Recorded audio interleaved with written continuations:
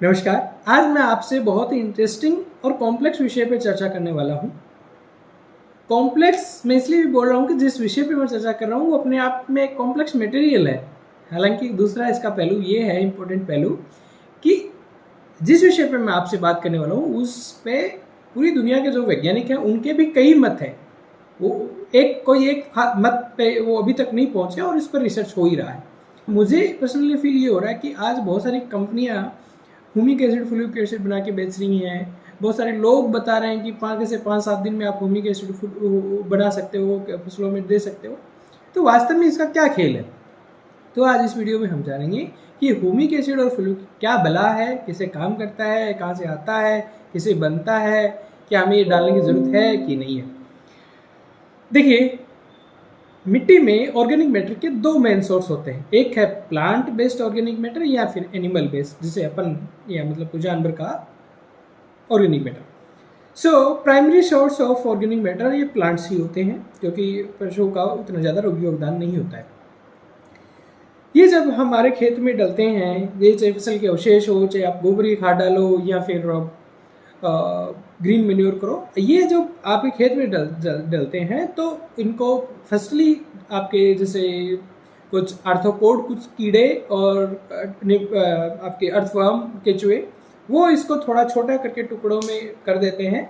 और इसके बाद में असली खेल स्टार्ट होता है कि जब सॉइल में जो सूक्ष्म जीव हैं जैसे कि बैक्टीरिया, फंजाई, एक्टिनोमाइसीटीज, वो इनको डिकम्पोजिशन स्टार्ट करते हैं कुछ एंजाइम्स की प्रेजेंस में। और वो जब डिकम्पोजिशन करते हैं तो डिकम्पोजिशन के बाद में वो डिकम्पोजिशन क्यों करते हैं? वो इसलिए करते हैं कि उनको खाने के लिए मटेरियल चाहिए जो इनसे मिलेगा, इनसे कार्बन मिलेगा, उनको प्रोटीन मिलेगा, मतलब न्यूट्रिएंट्स मिलेंगे, इसलिए वो इनका डिकम्पोजिशन करता है। डिकम्पोजिशन करने के बाद में जो कुछ तो उनकी बॉडी में सिंथेसिस हो जाता है और कुछ मटेरियल CO2 के रूप में कार्बन बाहर निकल जाता है। उनकी बॉडी में जो सिंथेसिस होता है वो भी जैसा आप ये है तो ऐसा का ऐसा ओरिजिनल प्लांट मटेरियल नहीं होता है, इसकी फॉर्म कन्वर्ट हो जाती है। जैसे इसका जो प्रोटीन वाला भाग है उसका अमीनो एसिड बन जाएगा, या फिर जो लिग्निन वाला पार्ट है उसको पॉलीफिनोल, फिनोल बन जाएगा। मतलब जो ओरिजिनल प्लांट मटेरियल है वो वैसा नहीं रहेगा, उसकी फॉर्म चेंज हो जाएगी, क्योंकि माइक्रोब्स के बॉडी के अंदर जाने के बाद में उसके बाद में वो माइक्रोब्स मरेंगे या उन पर कोई अन्य माइक्रोब्स जब अटैक करेगा तो वो उसकी कुछ और फॉर्म चेंज हो जाएगी। फिर वो माइक्रोब्स मरेंगे तो उनको कुछ खाएंगे, दूसरे माइक्रोब खाएंगे, तो इस प्लांट मटेरियल की कोई और फॉर्म चेंज हो जाएगी। कुदरत में ये साइकिल एक चलता रहता है और माइक्रोब्स जब तक अटैक करते रहेंगे जब तक उसको उस मटेरियल से इजीली कार्बन मिलता रहेगा। लेकिन एक स्टेट ऐसी आती है कि जब कार्बन जो होता है वो बहुत कॉम्प्लेक्स उसके चेन बन जाती है और उसके बाद में उससे कार्बन निकालना माइक्रोब्स के लिए मुश्किल हो जाता है। अपनी भाषा में ये समझो कि उसमें कुछ खाने लायक किसी माइक्रोब्स के लिए कोई ज़्यादा काम की चीज़ बचती नहीं है, इसलिए वो नहीं खाते हैं। और वो फाइनली एक ऐसा प्रोडक्ट, ऐसा एक प्रोड्यूस जो सिर्फ ऐसा नहीं कि उनके खाने से हो गया, वो कुछ मतलब मोनोमर मिलके कुछ पॉलीमर बनाते हैं, कुछ ऐसी चेन्स बनती हैं जिनका फर्दर डिकम्पोजिशन नहीं हो सकता और मतलब वो स्टैटिक होते हैं। तो उस जो प्रोडक्ट बनता है इस कार्बनिक पदार्थ से, जो प्रोडक्ट कई सालों के माइक्रोब्स पे अटैक, इस पे माइक्रोब्स अटैक करेगा, फिर उस पे माइक्रोब्स अटैक करेगा, फिर उस पे माइक्रोब्स अटैक करेगा, ऐसे ऐसे करते करते एक ऐसी इस मटेरियल से मान लो एक ऐसी सी चीज़ तैयार हो गई जिसकी ये इतनी मात्रा है, जो ये चीज़ तैयार हो गई, ये एक स्टेबल प्रोडक्ट है जो कि इसका और डिकम्पोजिशन बड़ा मुश्किल होता है। इसको कहते हैं ह्यूमस। सर नाम सुना होगा आपने, ह्यूमस। जो ये ह्यूमस होता है ये इसके बेसिकली 3 अंश माने जाते हैं, 3 फ्रिक्शंस होते हैं, जिसमें सबसे पहला जो फ्रिक्शन होता है वो आपका होता है फ्लूइक एसिड, जिसका आप नाम सुनते होंगे। फ्लूइक एसिड के नाम से जो प्रोडक्ट आता है, तो जो ये आपका ह्यूमस आता है इसको अपन किसी और दिन उसकी बात करें कैसे इनको एक्सट्रैक्ट किया जाता है। लेकिन इसको इस ह्यूमस से उसका एक हिस्सा यदि हम फ्लूइक एसिड निकाल लें, जैसे ये फ्लूइक एसिड है, हल्का फुल्का, ये वैसा हल्का फुल्का होता है, पानी के अंदर आसानी से डिजोल्व हो जाता है। जब पानी में इसको डालोगे तो इसमें जो आपका yellowish to yellow brown colour आएगा वो बड़ा हल्का होता है। और इसके बाद में अगला जो इसका इसमें जो चीज़ होती है वो होती है ह्यूमिक एसिड। अगली जो चीज़ होती है वो क्या होती है? Humic acid.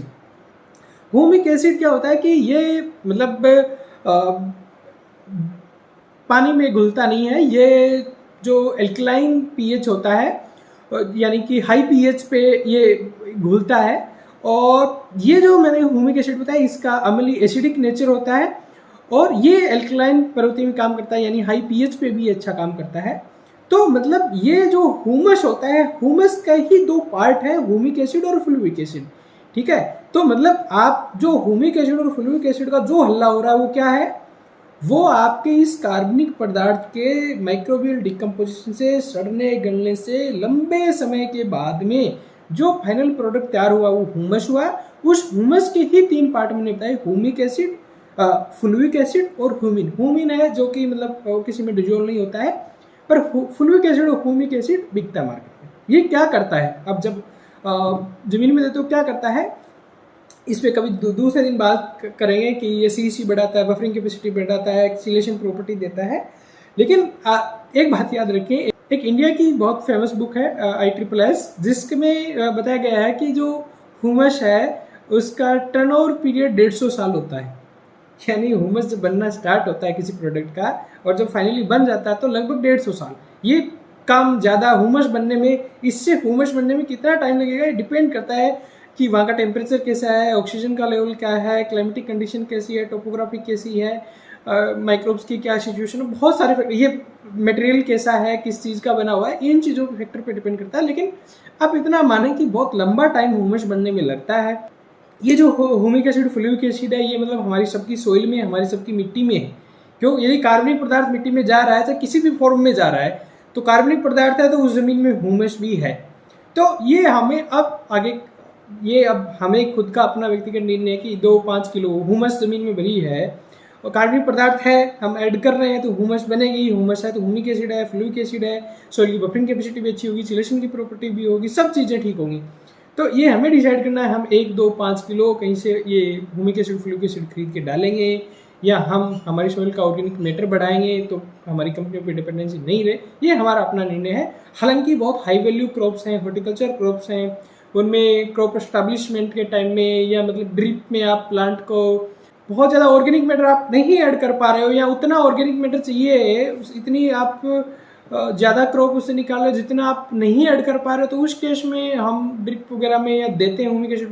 बुरा नहीं है, कुछ भी बुरा नहीं है, क्योंकि ये हमारे इंडिया में यूज़ नहीं हो रहा, पूरी देश दुनिया में यूज़ हो रहा। तो इसके अच्छा, आप किसान से जब बात करें तो आपको पाएंगे कि इसके वास्तव में रिजल्ट मिलते हैं, तो उसको अपन दरकिनार नहीं कर सकते। तो आगे के वीडियो में आप यदि इंटरेस्टेड होंगे तो हम जानेंगे कि ये ह्यूमिक एसिड और फ्लूइक एसिड ये कंपनियां कैसे बनाती हैं, कहाँ से आता है, क्या आता है। सो कैसी लगी आपको जानकारी बताना, और यदि यार आपको ये चैनल पसंद आया, ये कंटेंट पसंद आया तो प्लीज़ इसको सब्सक्राइब करें। नमस्कार, जय हिंद।